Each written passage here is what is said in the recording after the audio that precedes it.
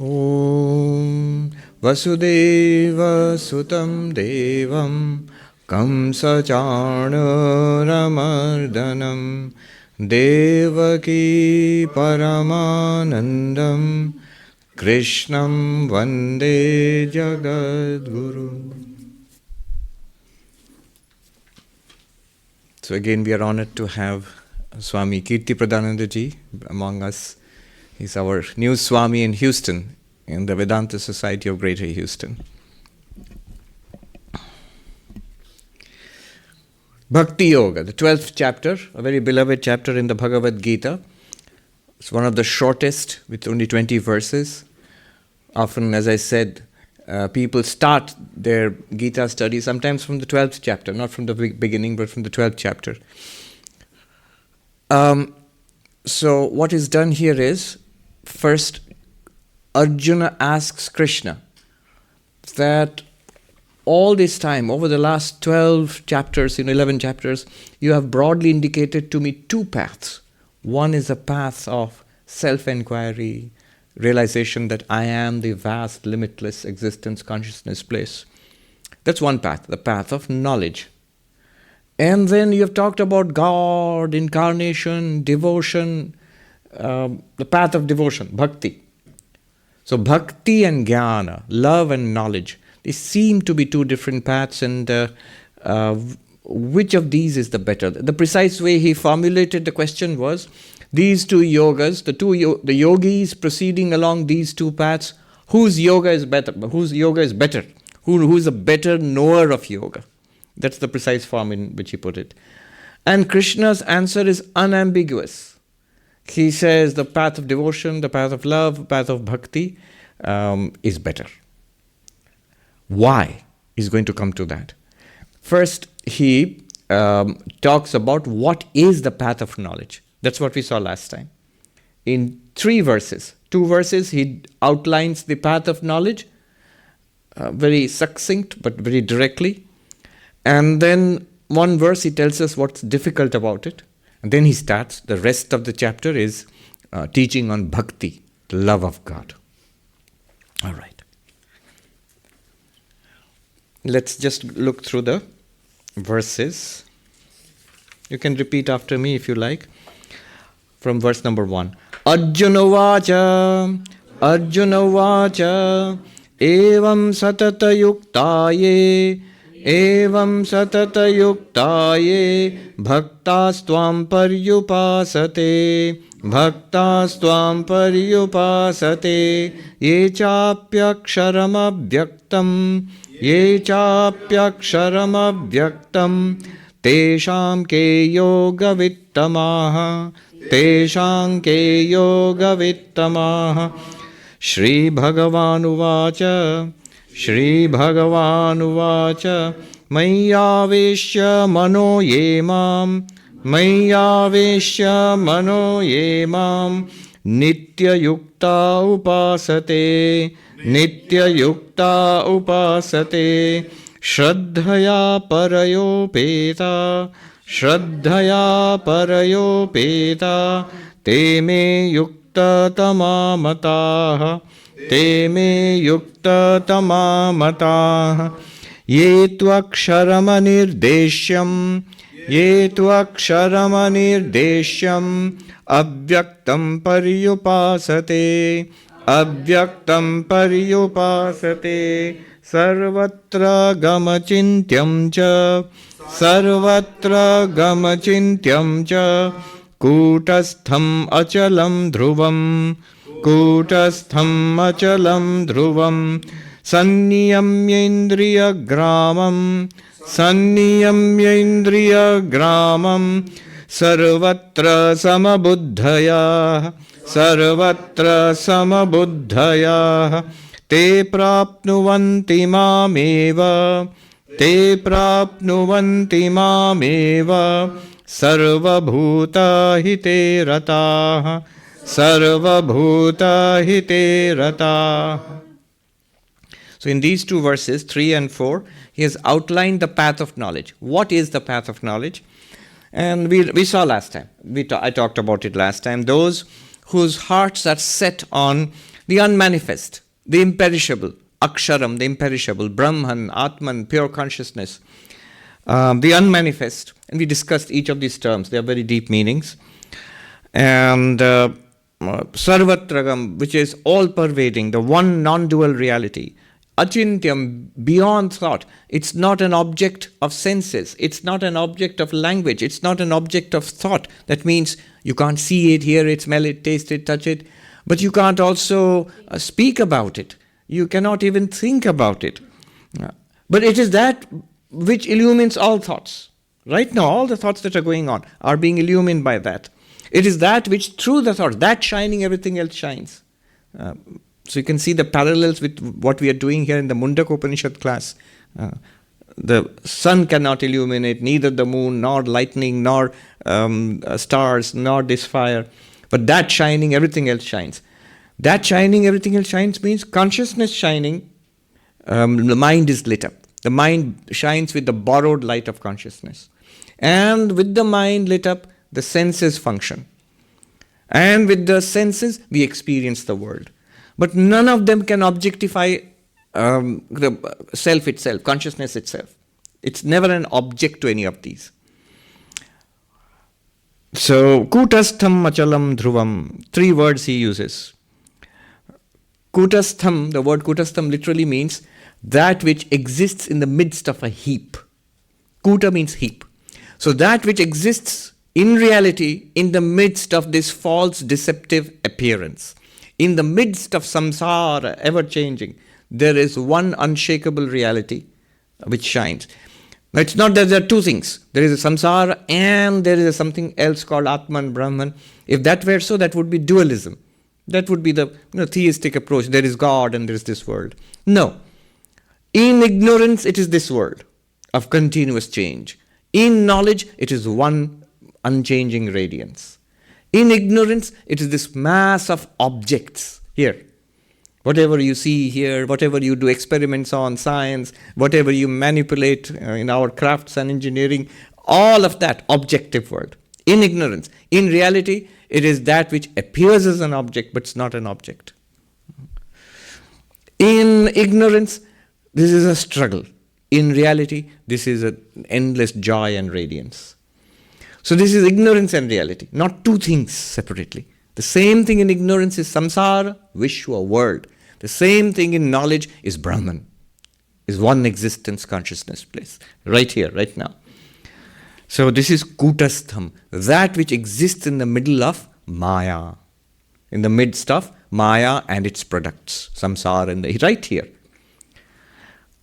Another word, achalam, that which is not subject to change, that which is not subject to movement. Chala means to move. The body moves, changes from birth to childhood to youth to middle age to old age to death. The body changes continuously. You, that one radiance which is you, it doesn't change. It shines equally in before birth, in during birth, in childhood, in middle age, in old age, and in death. The mind changes continuously throughout the days. So many thoughts, feelings, so many ideas, so many desires, so many emotions, ups and downs, come and go in the mind. They arise and disappear. But that one consciousness does not arise and disappear. It's ever shining. The mind itself cycles through waking, dreaming, and deep sleep, and again waking, dreaming, and deep sleep. But that one consciousness doesn't cycle through anything. It's always shining. Achalam. Dhruvam. Dhruvam means unshakable. Everything else is shaky. Everything else is shaky.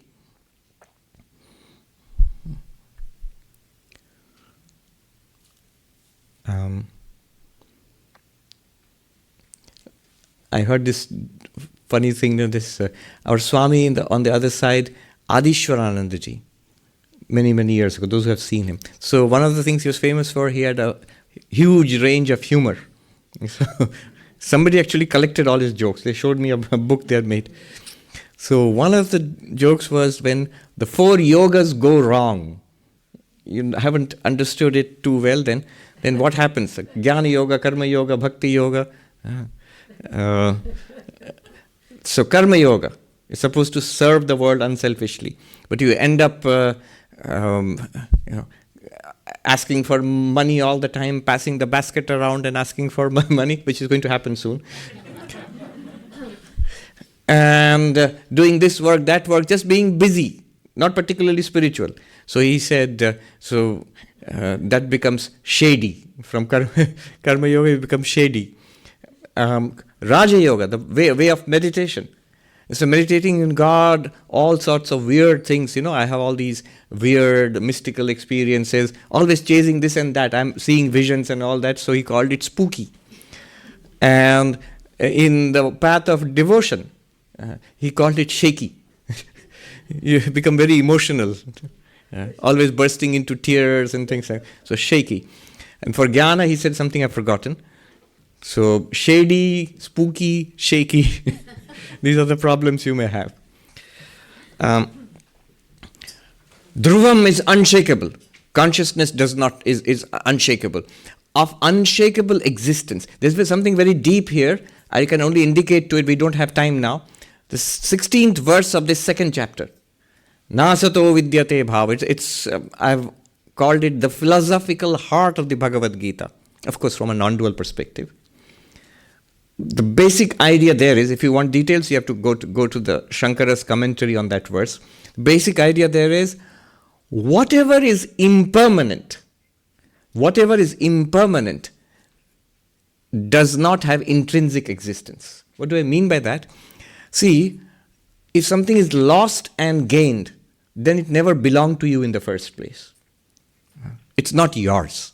So, for example, the example I had given when I was teaching that is the hot potato. The potato is not intrinsically hot. When you're boiling it, it becomes hot. But then it was cold earlier, later on you serve it and put it on the table, after some time it will become cold again.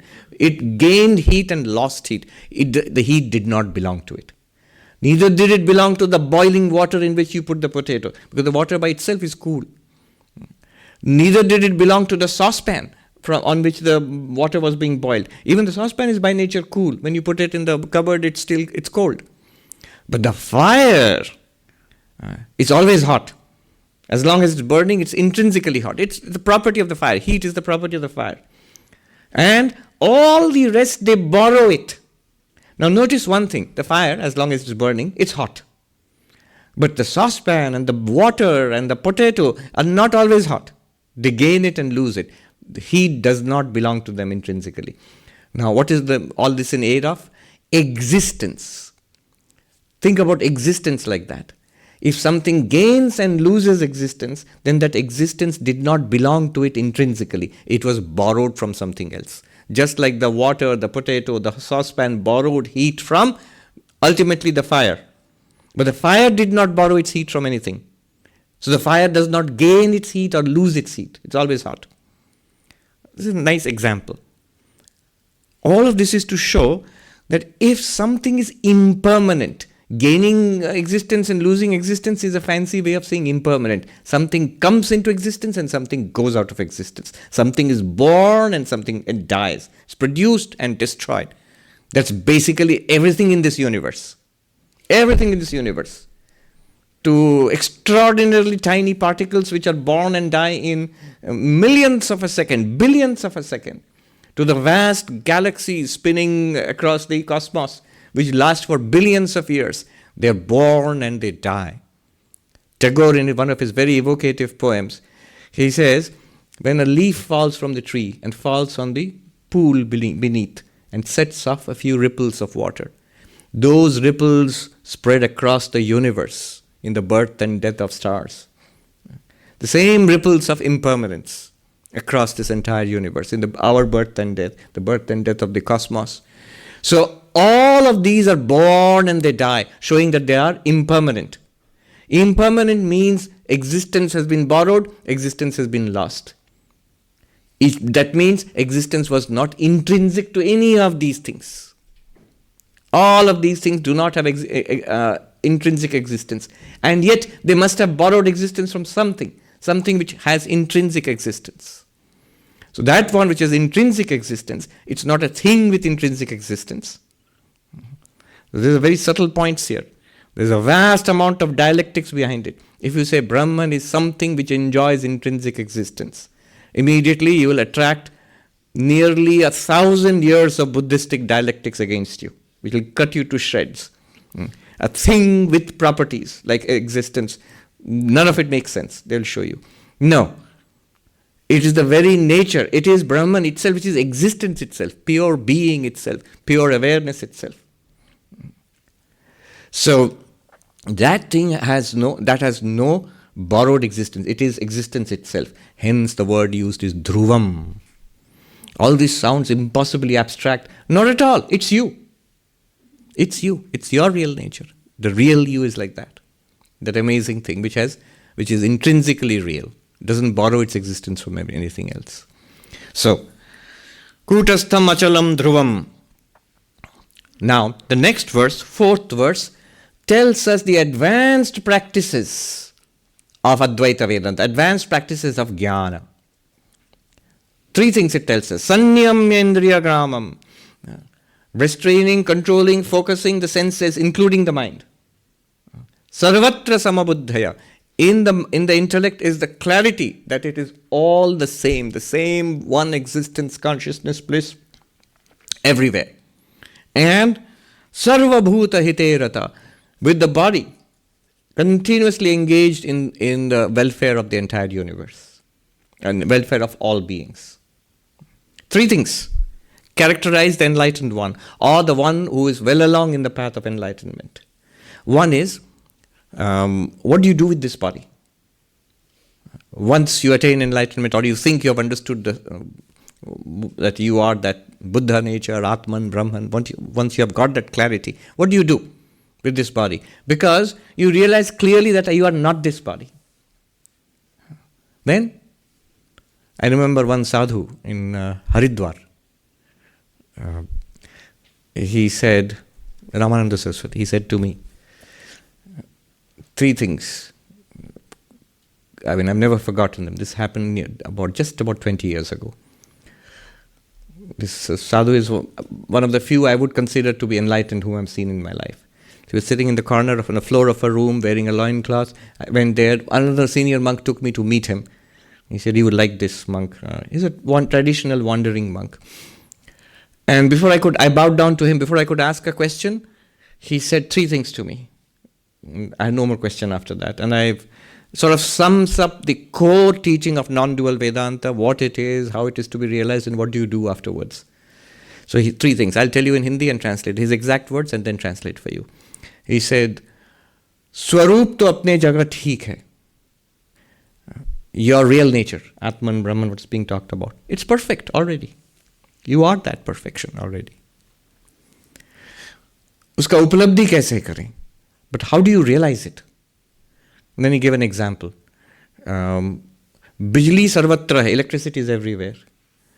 लेकिन ये जो fan घूमती है, ये bulb jalta hai, as the fan moves and the bulb shines. At that time, neither the fan were moving nor the bulb was shining. It was daytime. He was sitting there. Then you understand that electricity here. So these are very good examples. Notice, the shining of the bulb is not electricity, nor is the movement of the fan electricity. These are machines designed to do what they are doing, but they are powered by the same invisible force behind them. This is a very good way of putting what existence, consciousness, bliss is. Of course, you have to apply the example very carefully to see where it applies, where it does not apply. Okay. Then the third thing he said to me was, अब इस शरीर का क्या करना है? Then what do you do with the rest of your life with this body? ईश्वर का है, ईश्वर को समर्पण कर दो और देखो अहंकार ना हो. It belongs to God. Give it in God's work. Let it go in God's work. Surrender it to the Lord. Give it back to the Lord. And remember or be alert that ego doesn't creep back in. All right. So three things. You are that perfect Brahman already. It's done. Of course, remember, he sort of knew who I was. He knew clearly I was a monk of the Ramakrishna order, and he sort of sensed that the non-dual tendencies in this young monk. So his message was tailored in that way. It may not appeal equally to everybody. So first is, you are that non-dual Brahman. Second, how do you realize it? In everything in this world. In seeing, hearing, smelling, tasting, touching, in thinking, remembering, in action, in meditation, in waking, dreaming, sleep. There's only one radiance being revealed all the time. You have to have eyes to see that. Second, this is second. Third, now what do? You still have a life. You still have a body. A particular individual life is still continuing. What do you do with that? He says it belongs to Ishvara, Bhagavan, Saguna Brahman Ishvara. Give it to the Lord. He knows that, I presume he knew that I belong to the Ramakrishna order and we have a lot of wonderful work that we do for the welfare of others. He says, wonderful, let the body go in that work. And remember, there should not be any ego. The ego will again tie you back to this personality. That's all. Sanniyamyendriya gramam sarvatra samabuddhaya sarvabhuta hite rata. Three things you have to practice. One is, let this life go in the service of others. Swami Vivekananda said, let vision cease, or if you cannot, dream but better dreams, which are infinite love and service free. Let vision cease. Realize that you are Brahman and go. Merge into Brahman. This life is over. You are free. Or if you cannot, we scratch our head. That sounds cool, but I really can't.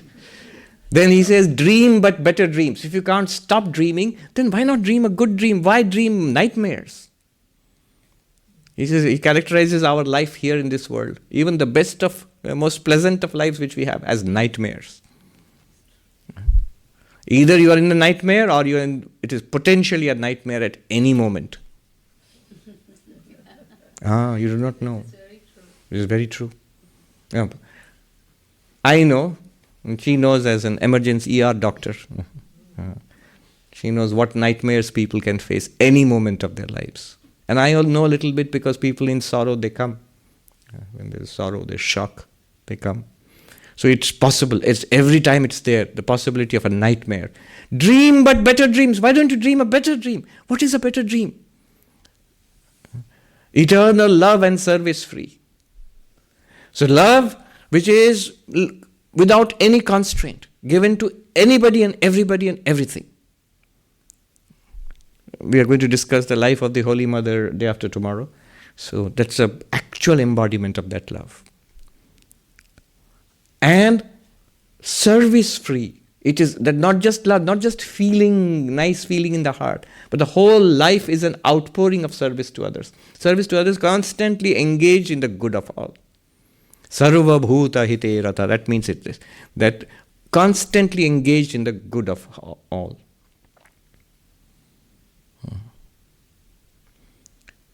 So that is one practice.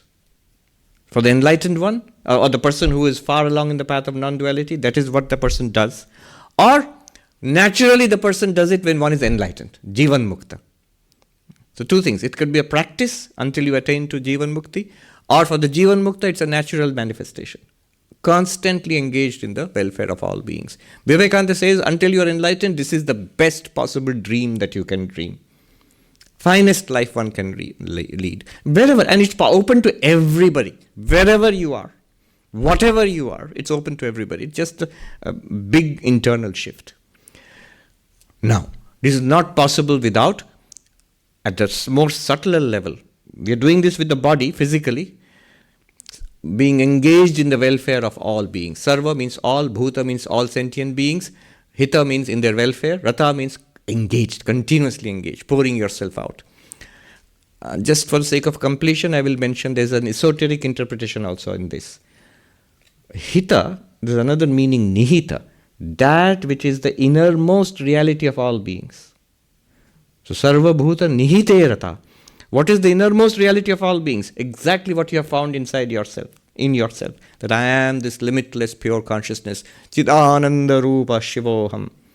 That Shiva, limitless consciousness and bliss, is the nature of all beings. And you're constantly focused in that when you interact. Think yourself a body, everybody is a body to you. Think yourself a mind, a person, everybody is a person to you. That's where we, most of us are. Think yourself to be one with God, everybody is God to you. So, sarvabhuta nihite rata, the one who is in every sentient being, that one divinity, focused on that. So that's an esoteric meaning of that, but that's not the direct meaning. Direct meaning is one who is engaged in the welfare of all beings. You are engaged in the welfare of all beings. But that's not possible, one step back, until the mind and the senses are under control. Sanniyamya indriya gramam. Grama means the whole set. Eyes, ears, nose, tongue, all of those. What we see, hear, smell, taste, touch, and think. Mind also. That is restraint, under control. Under control means obedient to the knowledge that you have already gained. Right now there is a big gap between my knowledge and the thoughts in my mind, the feelings which are coming up, and finally the activities which I do. There's a gap. Why should there be a gap? What I know to be true, it should be reflected in my life. But that can be reflected only when the senses and the mind are under control. Swami Vivekananda, in a very nice little note which he wrote to an American disciple, summing up the 4 yogas in just 1 or 2 paragraphs. On the 4 yogas, it's in the complete works. He has at the end written about Jnana Yoga, the path of knowledge. He says this is the shortest, fastest, he says the most powerful, some other language he has used. And he says, many people come to an understanding. Few realize by this path. It's not difficult to understand really. What's being taught, and the understanding itself is most valuable. The understanding itself is most valuable. The understanding itself gives you some measure of peace and joy. Understanding. But that's not enlightenment. Few realize, he says. Why? He says this method consists chiefly in the restraint of the senses. This is the exact language. Look what Krishna says. Sanniyamya indriya gramam. Controlling the senses on all sides. Not letting them run wild. The eyes want to see certain things. All the senses have autonomous intelligence. They have their own ways of acting and own desires as agendas. I must be in charge of them. They must not be in charge of me. The Kathopanishad gives the chariot metaphor. The senses are the horses. And the chariot is the body. The senses are the horses. The road, the lanes on which the horses run are the sense objects. What we see, hear, smell, taste, touch. The mind is the reins by which the horses are controlled. Who is the driver? You might say, oh, then I am the driver. No, the intellect is the driver. You are the passenger, the witness, the consciousness in this body, the awareness in this body. Now, the intellect must be in control of the senses. Through the mind. And then the Upanishad says, the senses have to be well trained to run only along the path which you decide and not on others. The mind has to be mindful. Samanaskar, literally mindful. Today, mindfulness, $1 billion industry in the United States. Thousands of years ago, the whole practice of mindfulness is important here because that will help you execute what you have realized. That will help us live what we have understood. And the intellect, vijnanavan, the intellect must be soaked in that knowledge, that clarity. I am Brahman and all of these are Brahman. One existence, consciousness, bliss. Then he says, Sanniyamendriya gramam. The senses have to be controlled on all sides. All of the senses have to be controlled. Not that we leave a little aside for relaxation, that little scope of, rest and recreation. Yes, little rest and little break from spirituality. Mahatma Gandhi, in one of his letters, he writes that when, in his struggles against British rule, the freedom struggle, non-violent freedom struggle, so he gave emphasis on non-violence, on truth and control of the senses, on chastity. Now, some of his associates, they were not spiritual seekers. They were interested in the political struggle against the British, and they were a little puzzled. I understand truth. Who can fight against truth? Everybody wants to be truthful. Nobody wants to dispute that. All right, we understand truth. Non-violence, they thought it was a strategy used by Gandhiji to fight against a powerful enemy like the British. Be non-violent. For Gandhi, it was not a strategy. It was a spiritual struggle. So, but why things like chastity and morality? Why? What have those things to do with my political struggle? Gandhi writes sadly, sort of with a touch of pathos. He writes, "They do not understand that when all of these are controlled together, it's much easier than trying to control one and letting the others run riot. Lead a loose, uncontrolled life and try to be very truthful will be very difficult. Tell lies, give yourself permission to lie, and then try to lead a strictly moral life will be very difficult. But do it all together, somewhat easier." So, sanniyamya indriya gramam, restraining the mind and the senses on all sides, sarvatra samabuddhaya, everywhere seeing the same reality. This is at the level of the intellect. So, 3 things have been prescribed by Krishna here as an advanced practice of knowledge. You want to realize I am pure consciousness and live it, then 3 things you need. One is sarvabhuta hite ratha. Be constantly engaged in the welfare of all. You have nothing to gain, nothing to lose anymore. Once you have understood what Vedanta is trying to say to you, you have nothing to gain or lose in this world anymore. You can just endlessly keep doing good without any condition to anybody. That's one. Second, at the level of the senses and the mind, keep them under control, focused, mindful, fixed, manifesting the knowledge which you have got. Third, sarvatra samabuddhaya, seeing the same divinity and not being fooled. What is here is the same divinity with a layer of personality, mind. And in that layer of personality, good and bad are all mixed up.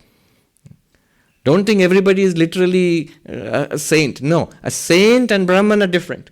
Everybody is Brahman, but everybody is not a saint. Brahman, so in a movie, all is light and pictures and a screen. But all are not heroes in the movie. At the level of the movie, there are heroes and villains. So one must be aware of that. But seeing the same divinity in all beings. So these 3 practices, sarvatra samabuddhaya, these 3 practices together will manifest that divinity, that realization that I am Brahman. You might say a little difficult. Yes, Krishna comes to the next verse. Number 5. Kleśho dhikataras teṣhām, kleśho dhikataras teṣhām, avyaktāsakta-chetasām, avyaktāsakta-chetasām, avyakta hi gatir duḥkhaṁ, avyakta hi gatir duḥkhaṁ, dehavadbhir avāpyate, dehavadbhir avāpyate. The trouble of those whose minds are attached to the unmanifest is greater, for the way of the unmanifest is attained with difficulty by the embodied soul. Alright, so why did Krishna say the path of devotion is better? Because this path which we just talked about, the path of knowledge, is difficult. It's difficult. Why is it difficult? Avyakta hi gatir duḥkhaṁ dehavadbhir avāpyate. For those who are embodied, this path is difficult. Those who are embodied does not mean those with bodies. Everybody has bodies. We all have bodies. They also have bodies. Embodied does not mean the one with a body. It means the one who identifies as a body. As long as we think, feel and behave as this body, primarily I am this body. I am a body. When you tell me that, what about mind? Don't you have minds? Are you mindless? Aren't you aware? What about consciousness, self? Yeah, I am a body with mind and consciousness and whatever. Primarily body. For such persons, it's difficult to think of themselves and let alone others as pure consciousness. If I primarily think of myself as this body, it's very difficult. It always, at most I can think of myself as, use language like, in my pure consciousness, like in my liver or my heart or my kidney. No, you are that pure consciousness. So for people who are strongly body-rooted, it's difficult to conceive of themselves as awareness only. And unless you can think of yourself as awareness, you cannot think of others as awareness also. As I said earlier, think of yourself as a body, everybody is a body to you. Think of yourself as a mind, as a person. Everybody is a person to you. Just like most of us. We think I am a person, so immediately you all are persons to me. That's why this question comes often. If God is everything, if Brahman is everywhere, if God is everywhere, why are some people so evil? You're thinking of persons. Personalities are good, personalities are evil. Clearly, there are evil persons. But that does not mean that God is not in the background. The same Brahman is everywhere. Just because in the movie a person is a hero and there's one hero and there's a villain, doesn't mean that equally they're not both the same movie screen. In your dream, there might be a good person and good happenings and a bad person and terrible happenings, but when you wake up, all of that, good and bad, you were it. You were both of them. So, as long as we think we're a person, everybody's a person to us. And when you realize you are spirit, your consciousness, then everybody's that pure spirit or consciousness. Until we do that, not possible. And that centeredness, awareness of awareness, is impossible as long as we think we are body. The body identification means we are perpetually flowing outward into the world. Identified with body, identified with sense, identified with mind. Param chikhani vyatrinat swayambhu tasmat param pashyati. Kathopanishad, it says, the senses have been turned outwards, and therefore our attention flows outwards into the world. Therefore we see the world outside, not the innermost reality. The commentator here in this particular book I'm using, the Sridhar Swami, he says, Dehabhimaninam nityam pratyak pravanatvasya durghatatvad iti bhava. Those who think dehatma, I am the body. For them to remain steady as I am the witness consciousness, sakshi, I am chidananda rupa shivoham, that he says, nityam, constantly remain in that, is very difficult.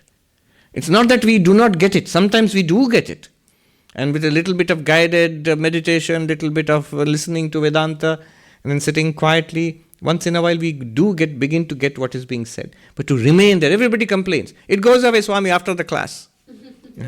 Yes, that's what he's saying here. It'll go away. That comes of body-rootedness. So what's the way out? Krishna says, now come to Bhakti Yoga.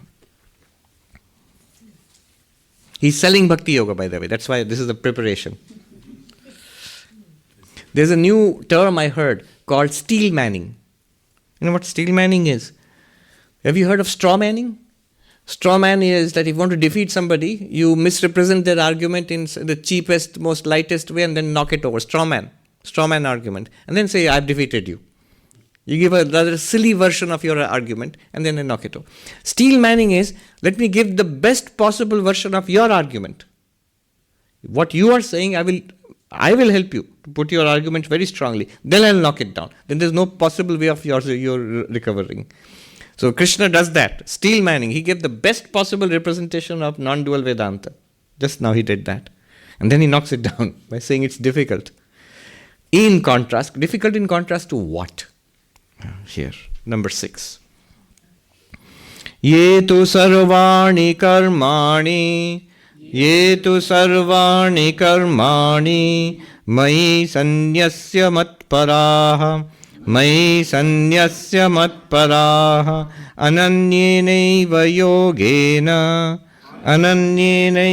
yogena, maṁ dhyāyanta upāsate, मां ध्यायन्त उपासते तेषामहं समुद्धर्ता मृत्यु संसारसागरात् भवामि न चिरात् Partha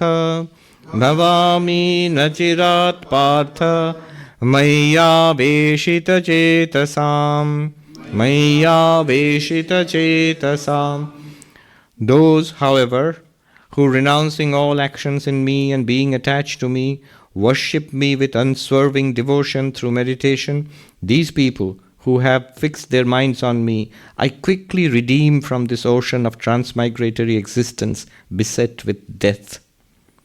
Alright, this will need some explanation. This is the path of bhakti. Are some of you feeling hot or warm? Do you need the fan on? No, you're all right? Yeah. If you feel... No, I'm all right. Because if I see people getting sleepy, it's either me or it's too hot. Or too tired. The what? Or too tired. Or too tired, yeah. So that happens. This is New York. Many people don't realize how tired they are. Yeah. Some people used to come to Sri Ramakrishna and promptly fall asleep. And Sri Ramakrishna would say, let them sleep. Yeah. Many people don't realize how tired they are. All right. Ye tu sarvāṇi karmāṇi. Those, however, who give up, who sacrifice all their work to me, etc. This word tu, small word, it means but, or translated as however. To distinguish it from those who were preceding. So those who are now not on that path, but on the path of bhakti. See, the distinction is this. The problem with that path really is, it's not that they don't work. Krishna says, they will attain me too. Te prapnuvanti mameva. They will attain that ultimate reality. The enlightened, those who walk on the path of non-duality. But, there is a but there. That requires preparation. That has certain initial conditions. If you go to the original texts, both in Vedanta, in the path of knowledge, in the path of yoga, they have what is called adhikari, initial conditions, the entry conditions. There is certain barrier set up. I remember studying, in the first lesson we got in economics class back in school. Demand. How do you define demand? Demand for goods and services. I remember demand was defined as desire, but it's not enough to want something.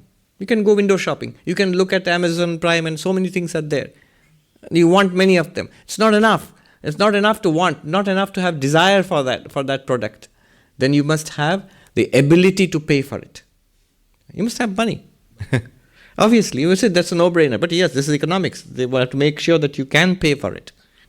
Is your credit card... Amazon Prime is wonderful as long as you have money. It will immediately fulfill your desires. But not free. There is... so you have to load your credit card or whatever, debit card into it, and then it will fulfill. Ability to pay. Then third component, willingness to pay. So 3 things are necessary. You might say, I really like this product. Do you have the money for it? Yes. Do you want to pay for it? No. It's too expensive. So all 3 must be satisfied. Then your desire becomes a demand. Similarly, in the path of yoga, in the path of Advaita, it's not enough to want it, that I want to be liberated. But do I have the ability to pay for it and the willingness to put in the work for it? And that's where we hesitate. The commitment for it. This is that word tu, but. What about bhakti then? In bhakti, something miraculous happens. All you need is the desire. Do you want God? Yes. There also we hesitate. Yeah, but there's a footnote, fine print. I want God, but not too much. I mean, I have to be honest. I want God quite a bit, but not very much. Then that's also fine. In the path of knowledge, mumukshutvam, intense desire for freedom from samsara. We scratch our heads and say, I'm not intense. I have a desire. I would like to have these things enlightened. I'd like to be enlightened. Who doesn't want to be jivan mukta, enlightened while living, or a Buddha, whatever. But the demand, ask is too much. Whereas in bhakti, not only you have desire for God, even a little bit is enough for you to start. They really make it so easy you can't say no.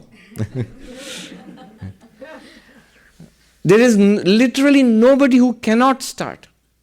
Anybody can start. It doesn't even demand that you make God your priority. You can just put God in one of the entire list of to-do things. You can even put God below the dog, DOG dog and then GOD God. The list of priorities, way down in the list. Anywhere when God makes an entry, slowly it will spread all over your life and take over. And if you can make it the top of your priority, even better. He'll take over very fast. So, desire for God, that's all you need. The willingness to pay, ability to pay, all that will come later. God will provide with all of it. He'll give you an unlimited line of credit for you. But just the desire is enough. That is the meaning of tu. Bhakti can start with that. It does not demand initial entry conditions. Then he says, sarvāṇi karmāṇi. All your actions, renouncing all your actions. See, all your actions, two meanings are there, two levels of meanings. One is, in contrast to those earlier practices, whether you do ritualistic, the Vedic rituals, which were very elaborate rituals. Those were specific rituals you did. They were not the rest of your life in those days, farming or family work, cooking or administering a kingdom, whatever. Those were different activities, secular. This was a specific ritual that you did. Or yoga. You have to sit in this way. You have to breathe in this way. You have to focus your mind. Specific activity. Not everything is yoga. Meditation. Not everything is meditation. No. Meditation is very specific. Jnana, the path of knowledge. It doesn't mean going and reading lots of books. Not at all. It doesn't mean going and reading the encyclopedia. Not at all. It means very specific. You read these Upanishads, you read the Bhagavad Gita under a guru, under a teacher. You systematically study the Prakarana Granthas, the associated texts. Vivek Chudamani, Atma Bodha, the Aparoksha Anubhuti, Drigdrishya, so many texts are there. Some at least have must studies technically in a systematic way, under a guru, under a teacher. So these are specific activities. They will take you to enlightenment. Those activities, not everything else. But here he is saying in the path of bhakti, sarvāṇi karmāṇi. Here is not making a distinction between technique and other things. Spiritual activity and secular activity. He is not making a distinction. Whatever you do, whatever you are already doing, that can be converted into bhakti, love of God. Sarvāṇi karmāṇi. This is the first meaning. See, what happens is, we make a distinction between my spiritual practice and the rest of my life. So we complain, I don't have much time for spiritual practice. Tiredness. I don't have energy for it. I don't have time for it. Who has got time for sitting there and meditating, chanting, reading this, chanting the Gita and all of that? Who's got time except monks? Monks have all the time in the world. But the rest of us, we are busy. But what he's saying here is, Krishna, sarvāṇi karmāṇi. Whatever, are you doing something else? Of course, I have lots of things to do. Good, let's see, what are you doing? Those will become spiritual practices. So the deeper meaning of sarvāṇi karmāṇi is erasing the line. He says it's a fictitious line between sacred and secular. He's saying the life itself becomes the practice. This is the most evolved form of practice. Distinction between upāya and upēya. Upāya means method. Upēya means the goal which you are reaching with the method. He says now, every practice is a way of reaching the goal. Some further thing I will say about it later.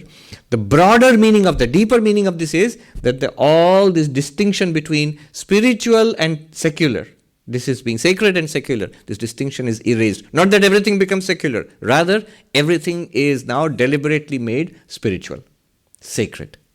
All of my life. It's not just sitting in front of the altar and doing the puja, but also, that is sacred, definitely. We have a tendency to turn even the sacred into secular. In a monastery, we used to joke, So what's your duty today? Puja duty. So the puja also becomes a duty. No, nothing is a duty. It's all a spiritual practice which will take me to enlightenment. The puja is a spiritual practice. The cooking is a spiritual practice. The cleaning is a spiritual practice. Teaching the students in the school is a spiritual practice.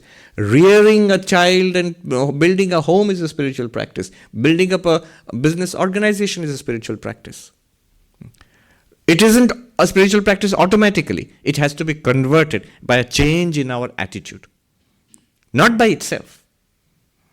By itself it's a worldly activity.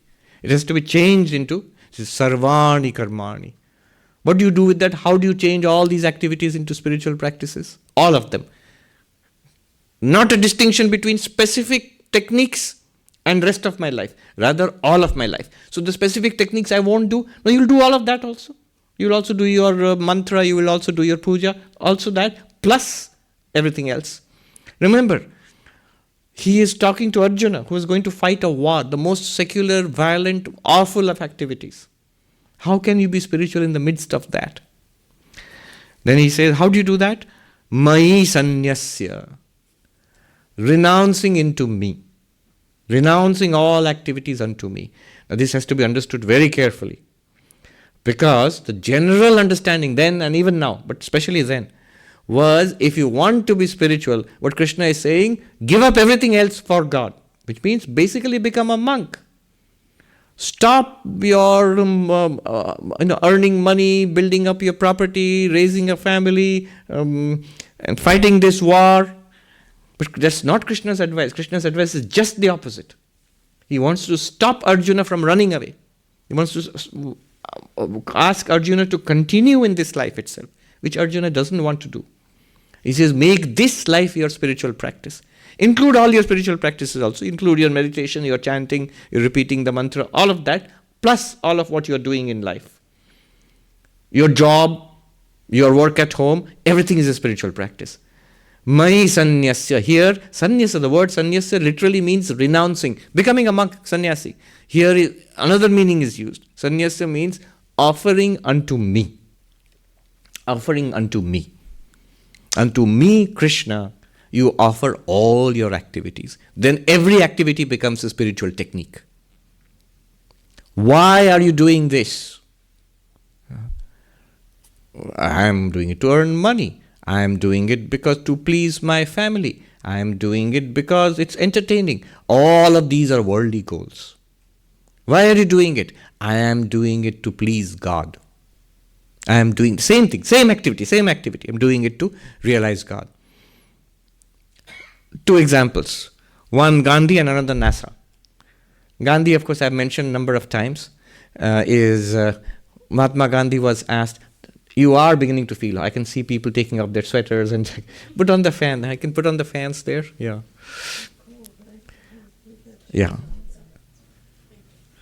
Because it's very sleep-inducing. Cold is good. So Gandhi was, he said, who am I? And people, in his biography, his written autobiography, some people think that I am a politician, some think I am a freedom fighter, some think I am a social reformer, all of which he was. But he says, if you ask me, who are you? I will say I am a simple man in search of God. Which means all of those varied activities which he did all his life, a tremendously busy man, till the moment of his death. Tremendously busy man. But for him, he was doing only one thing. He was searching for God. Doing only one thing. So that's Gandhi. NASA.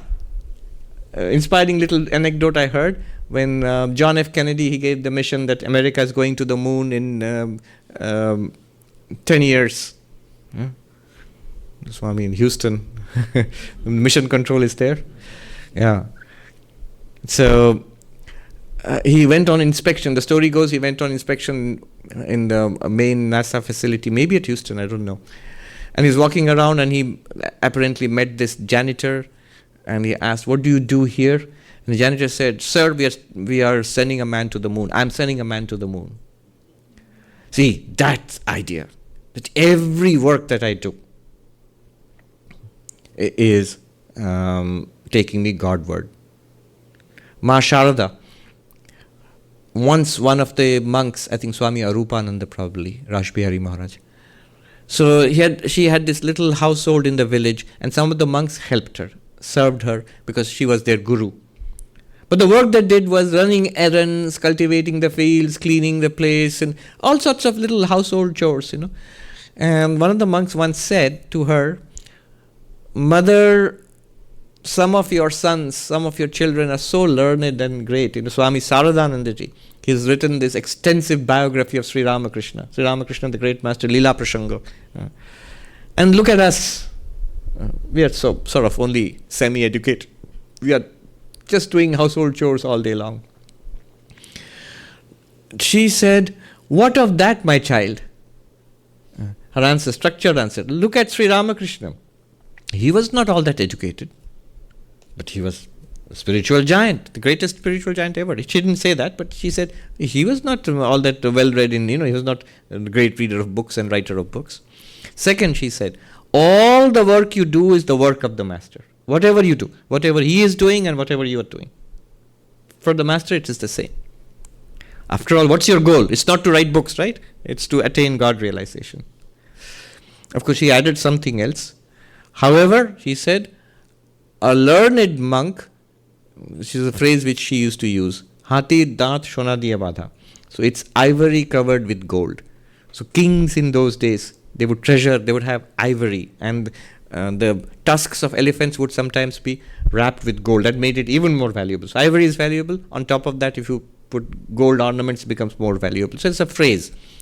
So because you are spiritual seekers, because you are monks, you are most valuable. But on top of that, if you are, of course, learned and all that, it makes it all the more valuable. But the point is, all the activities are for God. Mayi sannyasya, mat-parāḥ. Being dedicated unto me, having me as your goal, having God as your goal. Why are you doing all this? Not for worldly, not for earning money. Though you will get the money. If you work at the job, you will get the money. But your goal is no longer getting that money. To please my family, the family will be pleased. But it's not your goal anymore. The goal is to please the Lord. That's a vast internal shift. Mat-parāḥ. Another meaning of mat-parāḥ is with me as your support. Psychologically, what is your support? Is it your support that you have lots of money in the bank? Is it your support that you have a big extended family? Is it your support that you have powerful political friends? Is it your support that you are physically strong? No. Or that you have lots of academic degrees? No. The real support is God. That actually is the only support there is ever. We falsely think that all these other things are our support. Ananyenaiva yogena. Mam dhyāyanta upāsate. By this one-pointed yoga, keep your mind focused on one thing only. Just see, the janitor and Gandhi, one thing peculiar to them was one thing only. And that one thing for Gandhi was God. Not sending a man to the moon, but it was God. Whatever we are doing, we are about one thing only. We are about love of God, nothing else. When you have that ananyenaiva yogena, that one-pointed yoga, that my eyes are unblinkingly fixed on God and God alone, you become God-like. In the Mundaka Upanishad, we are studying, we will come to it next. There is a very beautiful mantra of the two birds, very famous in the Mundaka Upanishad. Higher bird, lower bird. There is a tree. Tree is the human body actually. And the higher bird is pure consciousness. Lower bird is the mind and the ego and all of that. Now the lower bird hops from tree to branch and pecks at different sweet fruits, and loves eating them. Once in a while it pecks at a very bitter fruit and gets a shock, disgusted, ew. And then it looks up and sees that higher bird which is shining in its own glory and not eating anything. It's just pure awareness. And thinks, that's wonderful. I should be like that. Why am I like this? And then it hops towards the higher bird. But then gets distracted by a particularly delicious looking fruit. And says, just once more. And goes there. And it's so delicious, it forgets the higher bird. Then goes on pecking, looking and repeating different fruits until it pecks at a particularly disturbing, awful, ugly fruit. And then it gets distaste for all this, what it has been doing. And looks up, oh, I forgot. And starts again. This gap might take lifetimes. And again moves towards the higher bird. And finally the story ends with, as it comes closer and closer to the higher bird, its own plumage begins to shine in that reflected glory, until it suddenly realizes there was no lower bird at all. There was always the higher bird. That's the metaphor used for spiritual life. As you continuously focus, Dva suparna sayuja sakhaya, two birds of similar plumage, both are consciousness. Dva suparna sayuja sakhaya samane vrikshe parishasvajate. They are mounted on, living in the same tree. Tayoranya pippalam swadvati anashna nanyo abhichakashiti. One of them tastes various fruits, sweet and bitter. And the other one, without eating, witness consciousness, continuously watches. Watches means it shines. You become like that higher bird when you continuously in bhakti. The lower bird is continuously is worldly, desperately fighting the battle for worldly advantage and always losing in the end. So, ananyenaiva yogena mam dhyāyanta upāsate. Meditates upon me. Upāsate literally means worships. But if you etymologically, it means upāsana, to sit near. The Lord is saying, my dear child, you are tired with your worldly labors. Come, sit near me. It's a very beautiful way of putting. Come, sit near me. Upa, near. Asana, to sit. Worship literally means sitting near. Come, sit near me. New Testament, so touching. Jesus says, ye that are heavy laden. You are heavily laden, heavily burdened in this world. Come unto me. I shall relieve you of your burden. I shall put my yoke on you. I'll also put you to work. But my yoke is light. It's joyous and light. The work that you will do for God, this work, can convert all work into God seeking, into God practice. Then it is a joyous work. Interestingly, it's the same work. You would still be doing whatever you are doing. Upāsate. But then what will happen? Teṣhām aham samuddharta mrityu samsara sagarat. For them, I become the rescuer from the ocean of death. Teṣhām aham samuddharta mrityu samsara sagarat bhavami nachirat partha. O Arjuna, I become the rescuer. I will pull you out from the ocean of death, this continuous coming into being and disappearing. This being born and dying, appearing and disappearing, bobbing up and down in this shoreless ocean of the cosmos of life. This will stop. I will pull you out. Nachirat, quickly, quickly. It will not take long. Not the lifetimes long process of spiritual evolution culminating in enlightenment. No, quickly I will do it. If you are this one pointed focus and love of God and convert your activities into worship of God. See, this immersion in God, mayi avyaktāsakta-chetasām, those who are immersed, mentally, intellectually, emotionally immersed in God.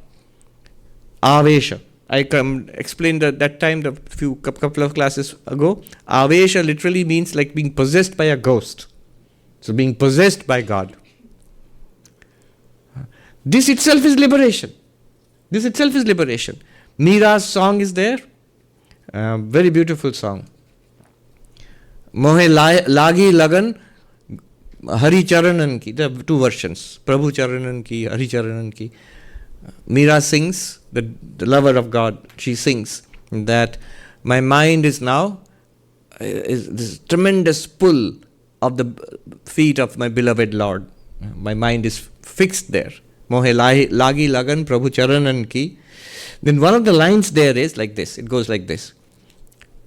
Sukh gaye bhavasagar, fikar nahi mohe taranan ki. The whole ocean of samsara, this ocean, Krishna says, I will rescue you from the ocean of samsara. The ocean of samsara has dried up. I have no longer any fear of crossing over. There are no more waves anymore. See, this whole thing is a chimera, it's an appearance. The reality is, this itself is Brahman. As you intently fix on this reality, you will realize this itself is Brahman. Where has the world gone? Where are the waves that people are afraid of? Where is this life and death and sorrow and misery and frustration? Those waves have gone. And only Krishna remains for me. So, fikar nahi mohe taran, I have no more fear of this anxiety about crossing over. When will I attain liberation, moksha? It's all gone. Because I found my beloved Lord here and now forever. That's it. This was a question. Yes, please ask the question. Wait for that microphone. Tell us your name and ask the question. Hi Swamiji, I'm Priya. Yes. So Can you speak into the microphone? Yeah, can you hear me? Yes. Yeah, I'm Priya. So I'm just wondering why Krishna is advocating for, staying in the material world and doing all the activities as spiritual practices. If the goal of life is realizing God, why is he not talking about renouncing the world and retreating into meditation? He is, but that will be only possible for a few people. It's not that those who renounce the world and become monks, they cannot realize God. Of course they can. It's a special kind of life which has been designed to help you to set aside many other problems and help you to realize God, the monastic life. Every religion has it. Some religions have formal monasticism, like Buddhism, Jainism, which are heavily monastic, or Hinduism and Christianity, Catholic Christianity, which are monastic also, which have monasticism there. Some do not have formal monasticism, Islam and Judaism, but there have been hermits, saints and hermits who were by nature monastic. So they set aside everything, God and only God. Enlightenment and only enlightenment. Even if they don't use the God language, as in Buddhism and Jainism, but enlightenment only. And will those persons realize God? Of course, certainly they will.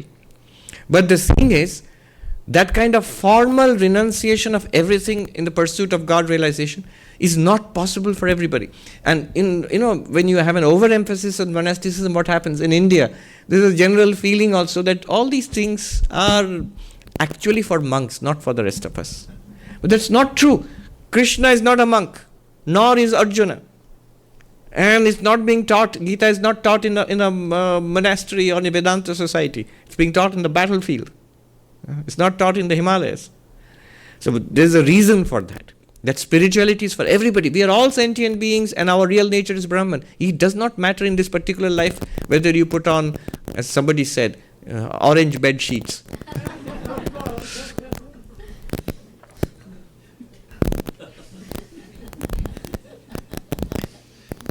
I remember this was in Baltimore. Was one of my friend, a Swami, was driving me along. There was a talk in Johns Hopkins University. So we were going along, and there was this person. I think he was one of the letter people, LGBTQ plus. So he was walking down. He, she, they, them. They were walking down. They were dressed in this outrageous pink and everything, and my friend said, "Hey, look, it looks so funny." And I said to him, he was dressed like this. I said to him, "So says the grown man dressed in orange bed sheets." That guy is funny. What are you? No, you don't have to be. But it's not possible for everybody. Can the entire society become monastic? No. Only a special, small group can be monastic. But can everybody become spiritual? Yes, anybody who wants. That's the promise of the path of bhakti. Anybody who wants spirituality can become spiritual. Anybody who wants enlightenment can get enlightenment. That's the thing Krishna is saying. So it's a very powerful message, which is, now you can't escape. You see, if he said only by becoming a monk you can become enlightened, we'll say, oh, well, better luck next life, not this life, I can't. It's too late for me, or things are not quite right. But if you say you can become enlightened in this life, wherever you are, whatever you are, or at least you can make a beginning, then there's no escape for me. I have to then say, if I'm really genuinely interested in spirituality, then I have to try. Yes, gentleman here. Can we just wait for the microphone? And then you. Yeah, Namaste Swamiji. So following on that same question, in the next chapter, Bhagavan Krishna says, unconditionally he says, Viviktadesha sevitvam aratir jana samsadi. And he says, no, that is the knowledge, everything else is ignorance. He doesn't say only for a gnani, this, that, and other things, right? So these seemingly contradictory teachings, how to understand that? Yeah, so in the next chapter he'll talk about exactly a monastic attitude who retreats to solitary places and dislikes the crowds of people. Clearly not somebody who stays in Manhattan. So, yes, so that's for the other kind of life. The path of jnana, the monastic, the monk, the hermit, and there are such people even now in this world. Yes, certainly, that's definitely a path. And he is not saying for everybody. That we'll come to. That's next chapter. Let me do a peace chant. I'll come to your question, but let me do the peace chant first and then I'll come to the question. Om Shanti Shanti Shanti Harihi Om Tat Sat Shri Ram Krishna Rupanamastu. Namaste Swamiji. My name is Barthik. My question was, so it's natural to have love for people in your life, like your parents or your friends, but how can someone develop love for God who at best they've only heard about? Yes, but hearing itself is good enough. You hear about it, you hear the lives of saints like Meera and others who loved God, and by reading the lives of the saints, reading about the excellence and the qualities of God, especially avatars who were in human history, you generate a liking for them, a love for them. And then you cultivate it further. Attachment comes by dwelling on something. The more you read about their lives, the more you read about the teachings, more you actually ritualistically worship, you listen to songs of devotion, the feeling comes up. The feeling comes up. People fall in love with cinema characters who don't exist. You know they don't exist. You fall in love with them. Yeah, so it is basically a way of focusing our emotions on God. Yes, the gentleman there. Namaste Swamiji. That's why, by the way, this is called the path of faith. The distinction between path of knowledge and path of faith is this. The path of knowledge tells you, knowledge means what you know. So you know this is a picture of Sri Ramakrishna. There's no doubt about it. You don't have to believe it. You say you know, yeah, I know this is a picture of Sri Ramakrishna. But Sri Ramakrishna was an avatar and there is a divine presence in the picture. Those things, at best, most of us will say that either we don't believe in such things, or most of us will say we believe in such things. Some of us might say we don't believe in such things. We will say, even those of us believe, we'll say we believe in it. We can't say we know it. Only a very few, lucky few will be able to say we know it. And that is an advanced stage of bhakti. So bhakti, the love of God, is a path of faith. In this path, you can't start with Richard Dawkins and Christopher Hitchens and Sam Harris, and all your faith will disappear. The path of God, knowledge, however, is protected against the attacks of atheists and skeptics. So if a person says, I can't believe all this stuff, all right, there's the other path for you, the path of knowledge, philosophical inquiry called jnana, the path of mystical experience called yoga. Those are open. Those are empirical paths, rational paths. There's a path of devotion, which is this one, but it depends heavily on faith. I do not know yet, I have not seen this yet, but I take it on faith as part of tradition, as part of what I've read, as I read their lives, the lives of the saints who loved God, and I feel inspired, I feel some of the same in my heart. Good enough, you can start. Yes. Yes, so... Tell us your name. My name is Prasoon. Yes. The question I had was, how do you have bhakti during war? Where, when you mentioned that, I thought of an example of like suicide bombers, where they have this, I guess in their eyes, bhakti towards God, but I guess from a societal perspective, it's not dharmic. It's not dharmic, yeah. So two things. One is, how do you have bhakti during war? Well, it's usually during war that you have bhakti. There's a saying that there are no atheists in the foxholes. So in the First World War, there was heavy shelling, And soldiers had to dig these foxholes. That means like little trenches, and you jump into them, hide to save yourself from incoming artillery. And in those foxholes, when you're waiting for the shells to fall, nobody was an atheist. They all started praying to God, at least spare me, don't let me be killed. In war, people, even atheists, turn to God. So, because when you're put in danger, in mortal danger. So, bhakti comes easily when you're in trouble. One of the, Krishna says, artha, those who are distressed. Not just physical danger, maybe even worse, when somebody beloved to us is in danger. Somebody is sick, dying, or somebody is suffering, and we can't help. We are mortal beings. We have very limited power to help. Then what do? So people turn to bhakti. But the specific case you asked, see, I would think that a person like that is more full of hate rather than love. I might think that my religion is commanding me to do that. That is part of the belief system, but also motivated by hate of that particular target. It's not that the heart is full of so much love that I'm going to blow myself up. No. Generally that doesn't happen.